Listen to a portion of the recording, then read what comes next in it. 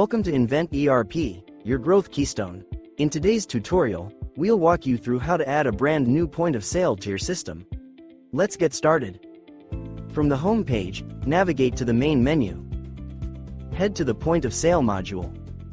Click on Configuration. Then select POS Configuration. Here, you'll see a list of all the points of sale currently available in your system. Let's go ahead and add a new one now. This is the POS setup page. First, give your POS a name, and check the box if you'd like to enable employee login.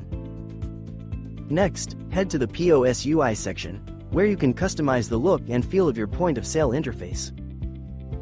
Then, under Pricing and Taxes, you can assign a default price list. In the Payments section, you can add or remove available payment methods. Under Receipts, you can customize printing options and select the invoice journal. In the Inventory section, you'll define inventory operations and shipment handling. Lastly, under Accounting, you can assign the POS sales journal. Everything looks good? Go ahead and click Create to save it. To view it, head back to the top menu and click on Point of Sales. And there you have it, your new POS is now ready to use. And that's it, you've successfully added a new point of sale in Invent ERP. Thanks for watching.